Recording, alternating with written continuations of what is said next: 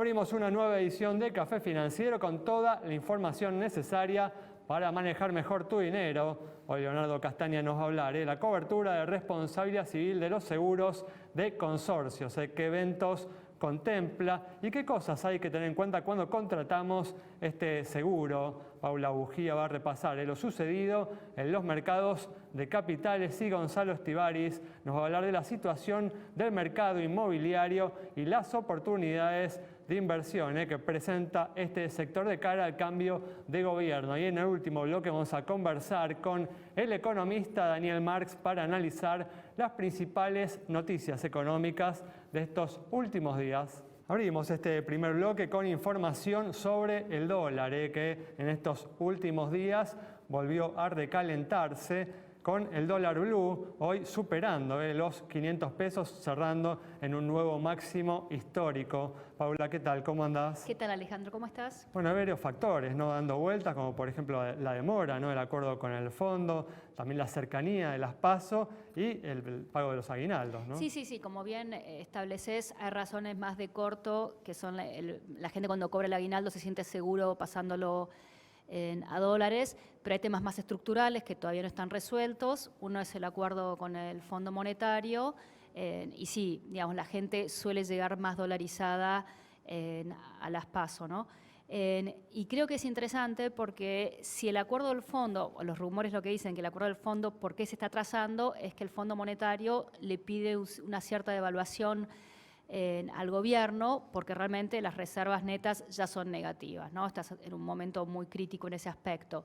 Y obviamente tan cerca de un evento electoral el gobierno no quiere acceder, está buscando alternativas, hasta ahora las alternativas la está dando China, pero obviamente el equipo económico en algún momento viajará a Washington y tratar de saldar las diferencias, ¿no? Creo que de ambas partes hay voluntad de llegar a un acuerdo. Muy bien, acá la gran pregunta, ¿no?, de todos aquellos por ahí que tienen algún ahorro, que están mirando el programa, es si en estas semanas no previas a las PASO conviene estar posicionados en pesos o en dólares. Sí, mira... Además teniendo en cuenta también las altas tasas de interés en pesos, ¿no?, que son un atractivo, ¿no? 100%. Me parece que el dólar siempre te va a resguardar, ahí podés ir al dólar bolsa o libre, que es el blue, o es el MEP, si lo haces por casa bolsa, tenés obligaciones negociables en dólares de corporativos argentinos muy sólidos. He comentado muchas veces acá, todos los bancos tienen sus fondos de bonos latinoamericanos también. Yo lo que creo que la tasa en pesos que mejor te va a llevar en este momento es lo que ajusta por inflación, ya sea desde un simple plazo fijo UVA. Pero no te estás jugando, ¿no? Si te jugás por los pesos o por los dólares. Tengo una tendencia más hacia el dólar, pero creo que el SER te va a reflejar... Más vale dólar en mano que 100 volando, algo así. Sí, pero yo creo que en definitiva el SER te va a reflejar cualquier movimiento de tipo de cambio igual. Entonces, por eso te digo que si tengo que elegir una tasa en pesos, creo que la que te va a defender mejor va a ser lo atado a inflación. ¿Y ahí vas con fondos o vas con títulos, con obligaciones negociables o con, sí, para hacerlo, o con bonos públicos? Sí, hay una tendencia ahora inclusive hasta alargar duration en bonos ajustados por SER, ¿no? Pero si uno no tiene el profesionalismo, yo creo que es preferible ir por un fondo manejado por profesionales y que se hace en un home banking, ¿no? Muy bien, bueno, continuamos, ahora nos trasladamos al mercado de seguros para hablar de la cobertura de responsabilidad civil de los seguros de consorcios. Leo, ¿qué tal? ¿Cómo andás? ¿Qué tal, Ale? Buenas noches, ¿cómo estás? Gracias por estar una vez más aquí. Por favor, un placer. Bueno, ¿qué eventos cubre, qué eventos contempla, ¿no?, esta cobertura? Bien, en principio es importante destacar que hoy en la Argentina cerca del 33% de las viviendas son casas de departamento. Y acá sucede que habitualmente una persona que vive en un departamento se preocupa principalmente por asegurar su vivienda puertas adentro, ¿verdad? Es decir, básicamente por el robo o por una cobertura que pueda ser efectiva al momento de un desperfecto en un electrónico, en un electrodoméstico. Pero puertas afuera de ese departamento existen las partes comunes del consorcio. Y aquí es donde justamente habitualmente vemos que los consorcios sufren en cierta medida en la cobertura de responsabilidad civil de un infraseguro.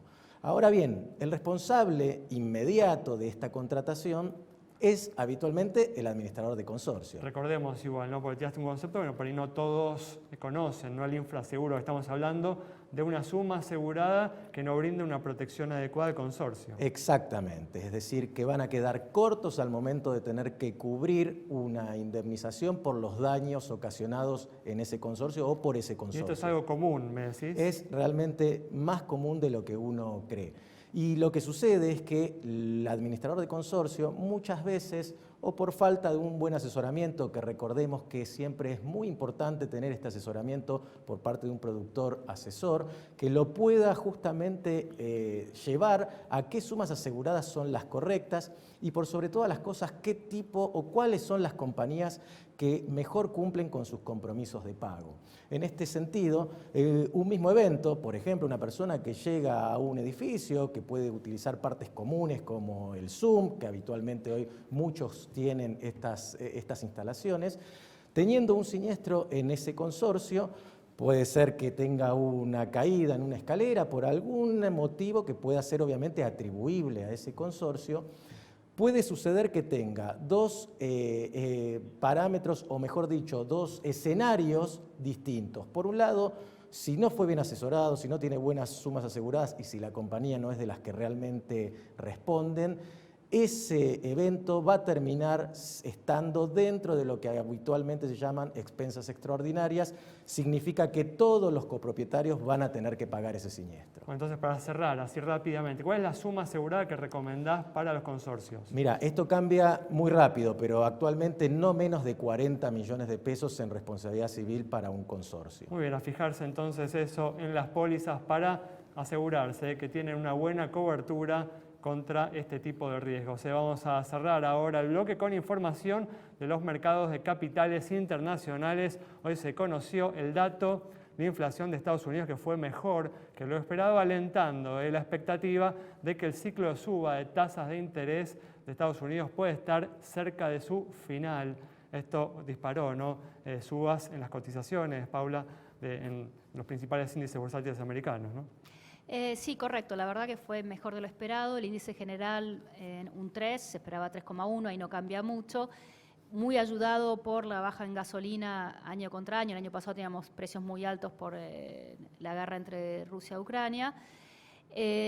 Pero todavía cuando le sacamos la parte de alimentos y energías, sigue en un nivel 4,8%, que es mejor que meses anteriores, que estaban en 5%, pero recordemos que es muy por encima del objetivo de la Reserva Federal, que es del 2%. Con lo cual se espera que igualmente la Reserva Federal suba 25 puntos básicos en su reunión ahora del 26 de julio, pero después debería hacer una pausa, pero permanecer esas tasas altas por bastante tiempo. Entonces, la pregunta que nos tenemos que hacer es esa tasa en términos reales, o sea, ajustada por inflación de 2 puntos, ¿qué impacto puede llegar a tener en la actividad económica? Ahora empezaremos a conocer los resultados corporativos de Estados Unidos para el segundo trimestre, veremos cómo viene, va a ser muy determinante. Pero bueno, este pico de tasa también es muy bueno para la renta fija, ¿no? Y para países emergentes, materias primas, tiene un montón de beneficios si realmente llegamos a la conclusión de que la inflación ya no es un problema y que de acá a 6-9 meses podemos empezar a pensar en una baja de tasa.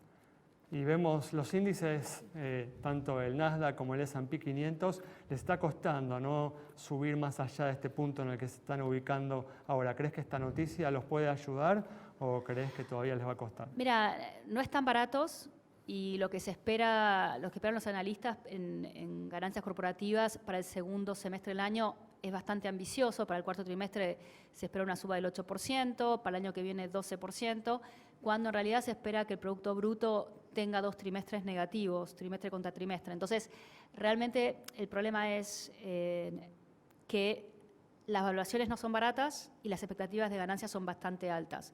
Entonces, ahí hay un problema que puede ser que le ponga este tope a los índices. Muy bien. Hay otros índices que se ven mucho más atractivos, como pueden ser emergentes, ¿no? Los países emergentes son más baratos. En el próximo bloque puedes darnos algunas recomendaciones teniendo en cuenta eso, pero ahora cerramos este primer bloque. Quédate con nosotros, en instantes regresamos con mucha más información.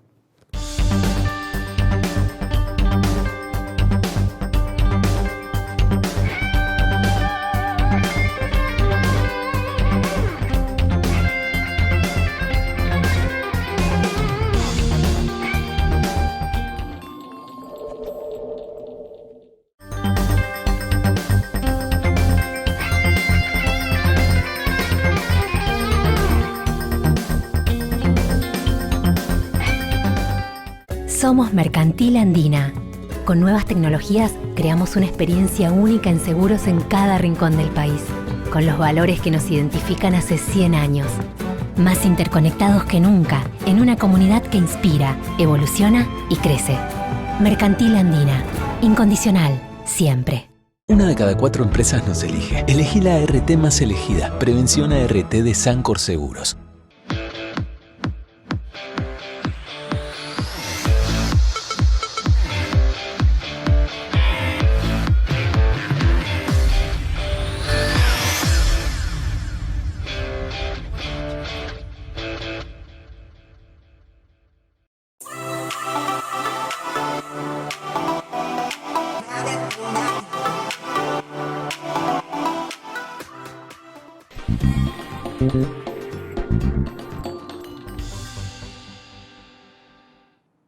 Comenzamos este segundo bloque con información sobre la situación del mercado inmobiliario. Gonzalo, ¿qué tal? ¿Cómo andás? Hola Alejandro, ¿qué tal? Gracias por estar aquí. Por favor, gracias por invitarme. Bueno, Gonzalo, ¿qué oportunidades están surgiendo en este mercado de cara, ¿no?, al cambio de gobierno que se está vislumbrando, ¿no? Bien.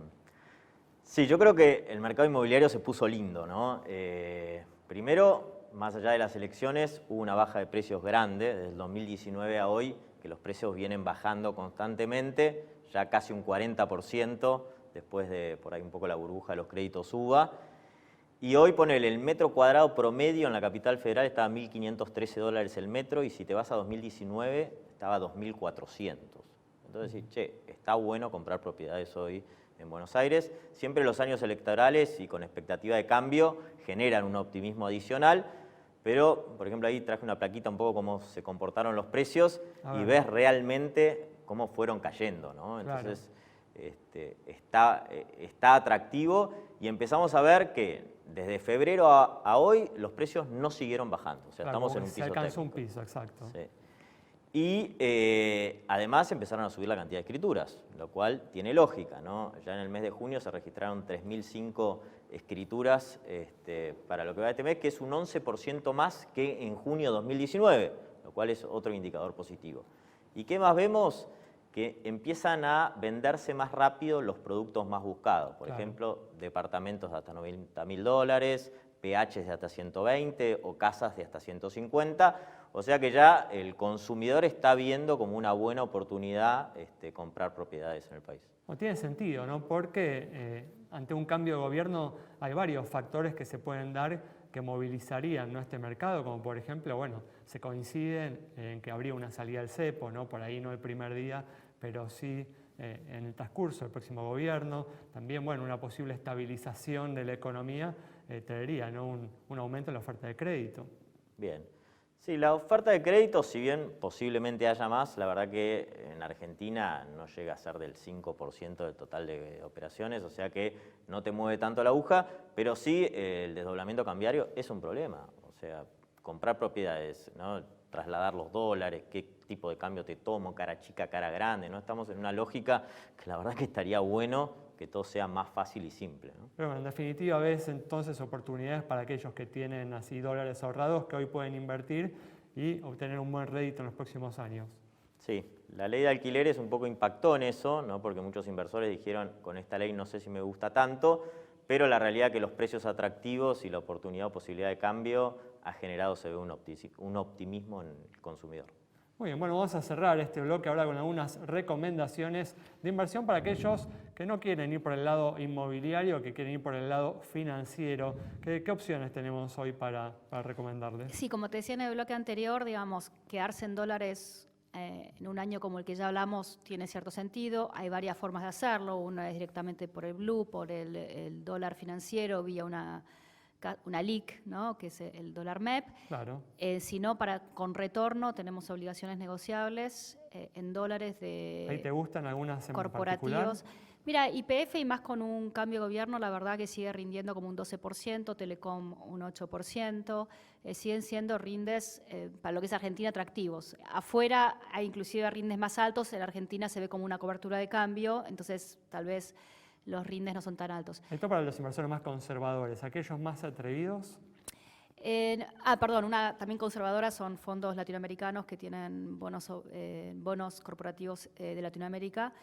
De los no tan conservadores, yo pondría una ficha a los bonos soberanos, que están, sobre todo, por ejemplo, el G41. ¿Aún ya con las fuertes subas de precios que hubo? Sí, porque, digamos, con un viento a favor, estos 30, 35 que vemos hoy perfectamente pueden ser un 40, un 50, un 60, según si va a haber reestructuración, qué tipo de reestructuración. Pero realmente, si la Argentina, con un buen programa, tarda 2 años en volver a los mercados de capitales y hacer rollover de su deuda, yo creo que esos bonos tienen mucho recorrido, más que las acciones. Hoy por las acciones subieron un montón, a los bonos le faltaba. En acciones, siempre te repito, hay un sector estratégico que es el energético, que sigue teniendo valor. Vista, los inversores de afuera lo ven en $30, hoy está en 20 y algo. En YPF, TGS, Pampa, todo lo que hablamos de vaca muerta, gasoducto, toda esa movida. Muy bien, las recomendaciones entonces de Paula Bugía. Para cerrar este bloque, quédate con nosotros. Al regreso vamos a estar dialogando con el economista Daniel Marx.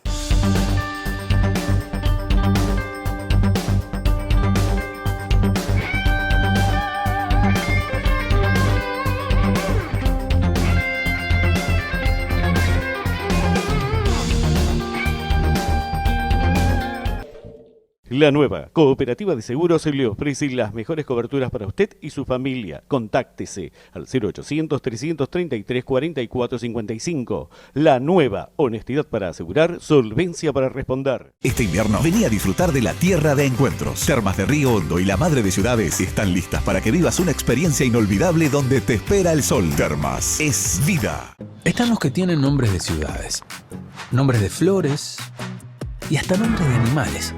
Pero nadie tiene un nombre tan apropiado como nosotros. Somos Prevención Salud. Somos la prepaga que necesitas, la que sabe tanto de prevención que la lleva hasta en su nombre. Prevención Salud de Sancor Seguros. La prepaga para vos. El celular es mi herramienta de trabajo y es una fuente inagotable de información. Yo lo protejo con Segurosel de Rus Seguros. Asesórate con un productor o cotizá y contratá 100% online. Segurosel, de Rus Seguros.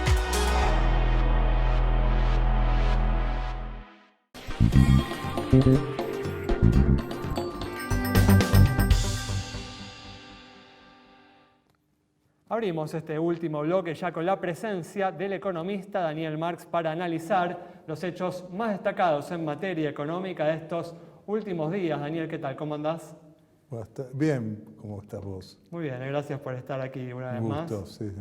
Y hoy, como hablábamos en el primer bloque, el dólar libre volvió a recalentarse en los últimos días y hoy el dólar blue cerró por encima de los 500 pesos, alcanzando un nuevo récord histórico.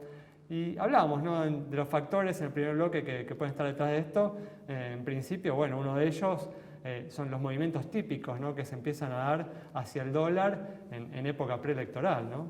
Sí, bueno, esto ya vimos en el pasado, en varios episodios preelectorales, pero también hace unas semanas, en abril, hubo algún movimiento al respecto, así que va y viene. También, bueno, ¿no?, debe estar influyendo también en estos movimientos, ¿no?, de los inversores hacia el dólar, la demora, ¿no?, en las negociaciones con el Fondo Monetario Internacional, que a más de uno por ahí lo pone nervioso, ¿no?, teniendo en cuenta la situación, ¿no?, de las reservas internacionales del Banco Central. Sí, a ver, el Fondo Monetario Internacional varias veces tiene como incentivos para postergar las decisiones y los desembolsos y en el interín tratar de cobrar. Y después, bueno, a veces se llega a un acuerdo en los tiempos previstos o cercanos, o a veces tarda más. Hubo en la historia argentina momentos donde, bueno, no llegaron hasta después de las elecciones, pero me parece que ahora no necesariamente vamos a ir por la misma. Hay una intención de un grupo, por lo menos, de no llevarlo por ahí. Con las reservas, nosotros nos encontramos que parece que sí, las reservas brutas, llamémosle, del Banco Central, estuvieron cayendo en los últimos meses. La intervención que hace el Banco Central en los mercados le da salidas Pero en general hubo otras fuentes de liquidez que el Banco Central desarrolló. La más notable es China, ese swap que estaba como inconvertible empezó a usarse para distintos pagos. Y hoy se está usando de manera intensiva, ¿no? Ese swap en estas últimas semanas. Sí, de manera creciente, así es. Pero de todas formas, en los últimos días aparecieron, ¿no?, algunos informes que hablan de las reservas netas, ¿no?, del Banco Central y hablan, ¿no?, una cifra negativa en 6.000 millones de dólares. ¿Ustedes tienen una estimación similar? Estamos haciendo una nueva estimación, pero en esta revisión nos da bastante menos. O sea, son bastante menos negativas y hasta uno podría decir no negativas. Ah, mirá vos. Y esto se debe a precisamente a cambiar el cómputo del swap con China, que se está usando, y ese swap, digamos, el valor nominal son casi 20.000 millones de dólares. El valor efectivo es mucho menos, pero pueden ser entre 2, 5.000, a veces dijeron 10.000, pero eso da un margen. Y además con los depósitos en dólares ha habido algunos cambios. En concreto, los bancos comerciales sacaron dólares del Banco Central sin haber tenido salida de depósitos, y esos dólares los tienen en sus tesoros. Entonces eso también afecta el cálculo, el cómputo de las reservas netas líquidas. Así serían menos negativas. Cuando tengas la cifra definitiva, por ahí te la vamos a pedir, ¿no? Pero desde ya, sí. Es algo que puede generar algo de tranquilidad, ¿no? Porque cuando hablamos de una cifra negativa, estamos hablando de una cifra que puede llevar preocupación a los depositantes en dólares del sistema financiero, ¿no? Es así, bueno, es por eso, perfeccionar la información. Ahora, igual, una cosa no tapa el hecho que la situación externa es delicada, así es. Tal cual. Bueno, el ministro y candidato, ¿no?, en este doble rol inédito tiene incentivos muy fuertes, ¿no?, volviendo a la situación del mercado cambiario para que el dólar libre no se le escape, ¿no?, en estas semanas previas a las PASO. ¿Cuál es tu percepción? ¿Crees que va a lograr este objetivo? Bueno, en alguna medida depende de esta cuestión del Fondo Monetario, ¿no? Yo creo que una cosa que ha ayudado es que hubo unos canjes de deuda local que postergaron pagos, entonces postergaron temas que algunos decían iba a generar emisión de pesos. Y yo creo que ayudó mucho el hecho que un poco las elecciones parecen ya más definidas por el centro, sin tanto riesgo de alteración de contratos financieros que ponían nerviosa a la gente. Claro, o sea que bueno, eso viene tranquilizando un poco, le pone como un techo al mercado. Ayuda, no es que soluciona los problemas de Argentina, no, ya. Pero bueno, da algo más de tranquilidad en ese sentido, algo más de margen por lo menos. ¿Y crees que le puede permitir al ministro lograr mantener un mercado cambiario tranquilo de cara a las elecciones? Sí, yo creo que esa es la intención, creo que además de la oposición en general no parece volver a aparecer, ¿no?, a mencionar este tema de, bueno, tenemos que revisar todo y empezar con Argentina de cero. Parece que la cosa está un poco más encarrilada de ese punto de vista, por lo menos en el corto plazo. Por eso, ¿no ves que las subas de estos últimos días sean el preludio de una nueva escalada del dólar en el mercado libre? Bueno, estos son temas de comportamiento humano, empezando por los líderes de los distintos sectores, pero me parece que la inflación sigue existiendo, entonces eso es un factor de depreciación del peso, aumento de la cotización del dólar, entre otros. Bueno, teniéndote aquí no puedo dejar de preguntarte, ¿no?, por los bonos argentinos que han sido de las estrellas, ¿no?, para los inversores en las últimas semanas. Si bien hoy cayeron, acumulan, ¿no?, subas hasta el 25% en dólares en lo que va del año.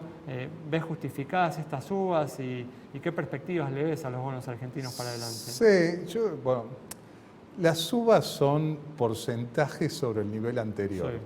Sí. El nivel anterior estaba muy, muy deprimido y ahora no es que está floreciente.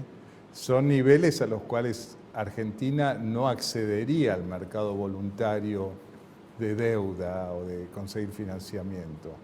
Parece que si Argentina se regulariza y lo demuestra durante un tiempo, bueno, esto debería dar lugar a mayor normalización de los precios de los bonos y sacarlo de los niveles de los 30 centavos, 35 que están en estos momentos. Muy bien, bueno, Daniel, muchas gracias por haber estado con nosotros. Cerramos entonces el programa de hoy con el análisis del economista Daniel Marx sobre la compleja situación de la economía argentina y las perspectivas para adelante. Nos reencontramos el próximo miércoles a las 20:30 aquí en Metro.